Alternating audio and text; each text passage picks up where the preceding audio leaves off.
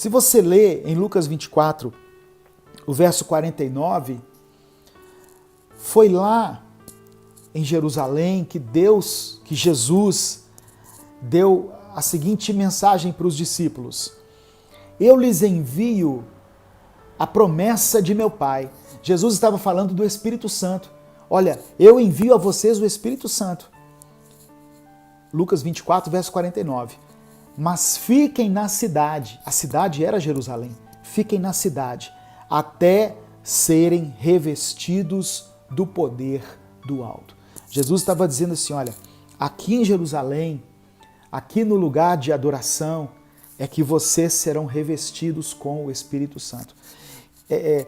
Naquele momento ali, isso tinha a ver com um local geográfico, mas hoje isso fala para nós de estarmos na presença de Deus. O que Deus quer ministrar ao meu coração e ao seu coração é o seguinte, olha, não importa quais sejam as circunstâncias que você esteja passando, permaneça firme comigo, permaneça firme na minha presença, porque eu vou te dar o Espírito Santo e você vai conseguir vencer tudo aquilo que tem te incomodado, os seus desafios, os seus problemas. Você terá força para continuar rompendo. É isso que Deus está falando. Mas muitas vezes nós preferimos os atalhos, os caminhos errados, os caminhos que não edificam. Saímos do caminho que Deus estabeleceu para nós e passamos a traçar a nossa própria rota. É isso que os discípulos estavam fazendo aqui. Por isso que eles ficaram tristes, decepcionados e frustrados. Jerusalém significa lugar de paz. Jerusalém significa lugar de paz. E Emaús, fonte de águas quentes. Então, eles estavam trocando Jesus, que é a fonte de água viva, por uma outra fonte. Talvez você esteja fazendo isso. Talvez você esteja buscando refúgio, alento para as suas decepções, as suas frustrações, em qualquer outra coisa. Mas o que Deus manda dizer para você é que permaneça firme nele. Haverá um momento de refrigério, haverá o tempo em que Deus vai agir segundo a sua necessidade, né? E segundo a vontade do Pai. Eles estavam saindo do lugar de paz. Quando você abandona os caminhos de Deus, você perde a paz. Você pode conquistar muitas coisas, mas você perde a paz. Quantas pessoas hoje em dia, irmãos, têm tudo, mas não têm paz? Conquistaram muitas coisas materiais, mas deitam à noite e não conseguem ter paz. Aí tem que tomar 1, 2, 3 remédios para dormir, porque não conseguem ter paz. Então essa é a primeira coisa que Deus manda dizer aqui para você. Não abandone o lugar onde você deveria estar. Aguarde o cumprimento da promessa. Fiquem aqui até que do alto vocês serão revestidos de poder. Não queira trilhar outro caminho, simplesmente porque você deixou de crer, porque você se decepcionou. Permaneça firme no caminho que Deus colocou você. Amém? A segunda coisa aqui, a segunda lição que eu aprendo no caminho de Emaús é que aqueles homens não conheciam Jesus. Engraçado, né? Porque eles andaram com Jesus aproximadamente 3 anos e meio, eles estiveram junto com Jesus, recebendo lições, ministrações do próprio Cristo, viram Jesus operar um monte de milagres, fazer um monte de coisas, viram Jesus pregar sermões maravilhosos, mas quando Jesus se aproxima deles, eles não o reconhecem. O que aconteceu ali? Sabe o que acontece, irmãos? Muitas vezes nós estamos envolvidos com a religião, mas não estamos envolvidos com Jesus. Estamos envolvidos com as atividades eclesiásticas, né? Com a programação da nossa igreja, da nossa instituição, mas não nos envolvemos com Jesus. Eu conheço pessoas que na igreja, eram líderes e ativos, e tudo que acontecia, a pessoa estava à frente, né? Não media esforços para fazer com que a programação acontecesse, mas no momento de dificuldade, no momento de decepção, ele abandonou tudo, inclusive Jesus, inclusive Cristo. É porque ele não conhecia Jesus verdadeiramente. Às vezes a gente quer mascarar a nossa falta de espiritualidade com o ativismo. Porque nossa, aquela pessoa é uma bênção, né? Por quê? Não, porque está envolvido com tantas coisas na igreja. Amém. Tem pessoas que são bênçãos, sim, e se envolvem com muitas coisas, mas tem pessoas que querem se esconder atrás do mover. Sabe? Você entende o que eu estou falando? A pessoa sempre tem que ter um movimento, um congresso, um negócio para que ela se esconda ali atrás daquilo. Tem um pastor lá do seminário que dizia que tem igrejas que vivem de evento. Evento para lá, evento para cá, né? Nos dois sentidos da palavra. Evento e evento. Não tem uma coisa sólida.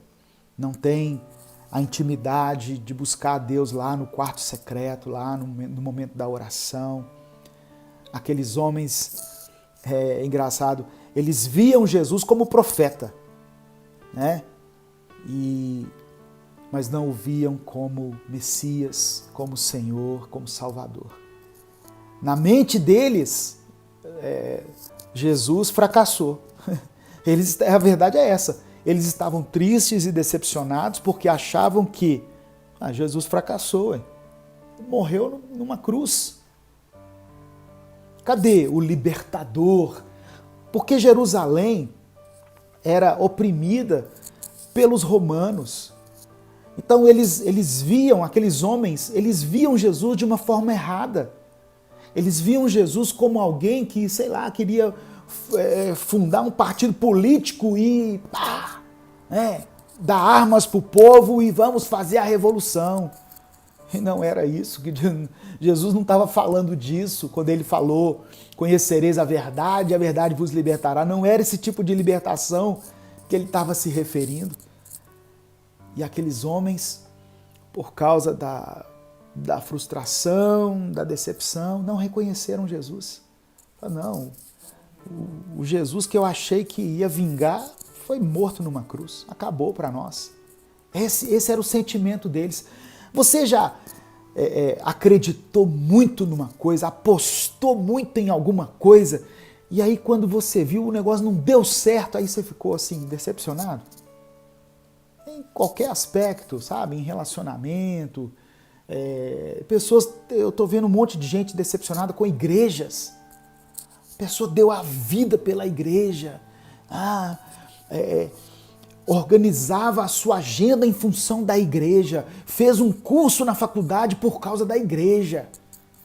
Escolheu a casa para morar porque era mais próximo da igreja. Aí depois descobriu que a igreja não era nada daquilo. Quando viu os bastidores da igreja, aquilo que a gente não vê no primeiro momento, se decepcionou, se frustrou e agora está aí, andando errante pelo caminho de Emaús. E Jesus do lado querendo falar com ela e ela não o reconhece mais. Amém, irmãos? É engraçado, né? Como a palavra de Deus ela é viva e ela nos conduz assim a um entendimento. Eu louvo a Deus por essa palavra, porque eu sei que eu estou falando para muitas pessoas que nesse momento de pandemia, de crise, estão pensando assim: puxa vida, o Jesus que eu achei que ia me proteger, não me protegeu, eu estou desempregado. O Jesus que eu achei que ia blindar a minha casa, não blindou, meu filho desviou, meu marido foi embora. Minha mãe morreu de Covid, o meu parente está entubado. Então, nós temos que reconhecer Jesus da maneira correta. temos que reconhecer Ele da maneira correta. É engraçado que a Bíblia fala que Jó era um homem abençoado, né? Íntegro, reto, temente a Deus. Eu já falei isso aqui outras vezes, já mencionei isso aqui outras vezes. Mas só depois que ele passou por uma experiência de sofrimento, foi que ele disse, né, lá em Jó 42, Senhor, eu te conhecia só de ouvir falar. Na verdade, aquele Jó lá do capítulo 1 não conhecia o Senhor de verdade, não. Conhecia o Senhor só de ouvir falar. Mas agora os meus olhos te veem. Então, aqueles homens não conheciam Jesus. A incredulidade impediu que eles reconhecessem Jesus. Eles não viam Jesus como um Salvador, como Messias, como Filho de Deus. Eles viam Jesus como um profeta. Como muita gente vê hoje.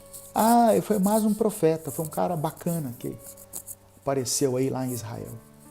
Não, Jesus é o Filho de Deus. Jesus é o próprio Deus. No princípio era o Verbo estava com Deus e o Verbo era Deus. Jesus era Deus. E Ele caminhou aqui entre nós. Então nós precisamos conhecê-lo da melhor maneira.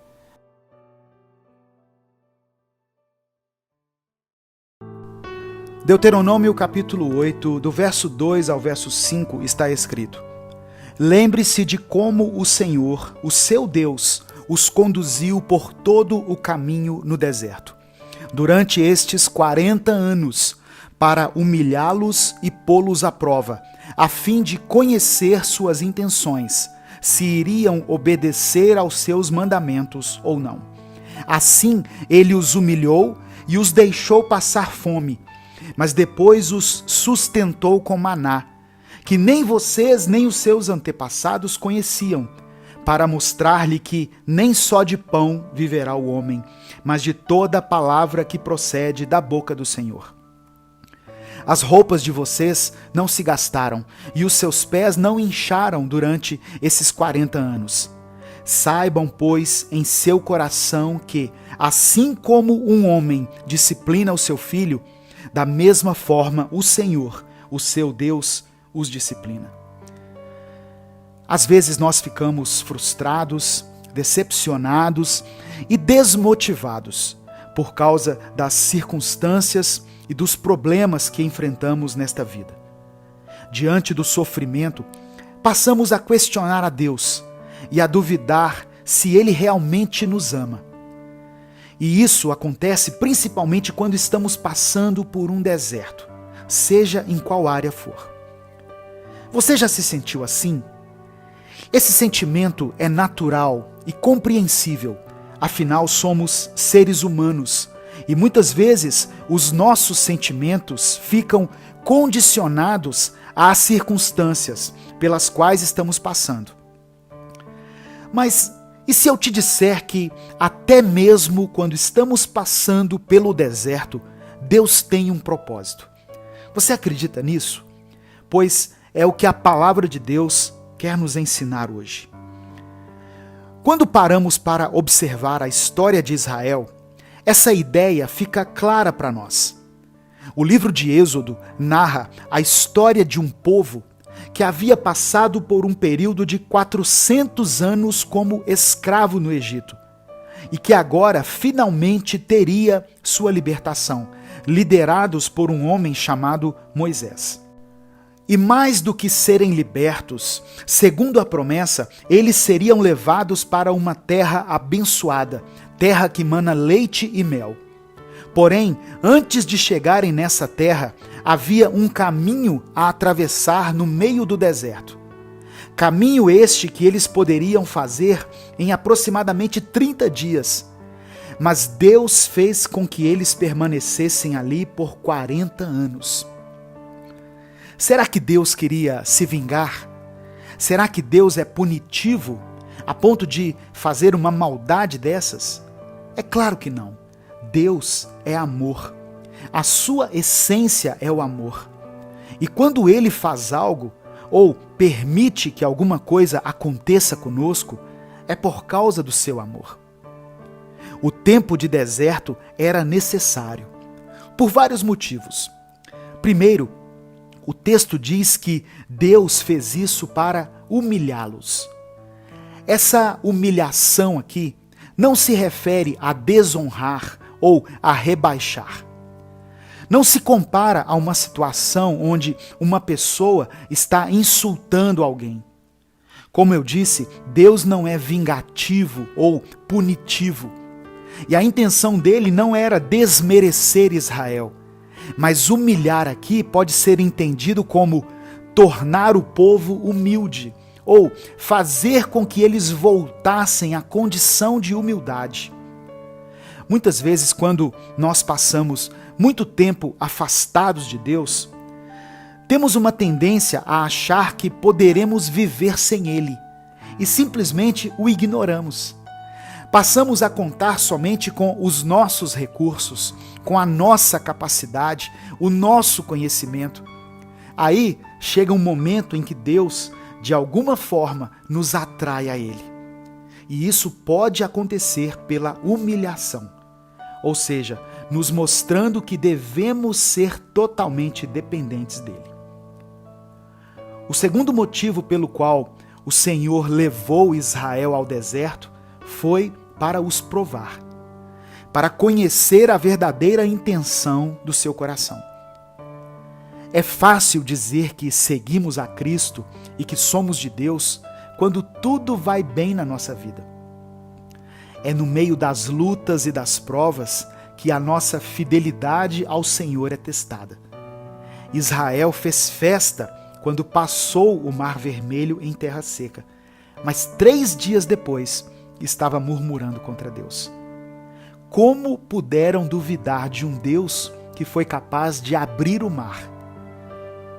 Enquanto Jesus esteve fazendo milagres, multiplicando pães e peixes, curando as pessoas e acalmando as tempestades, os discípulos estiveram ao lado dele.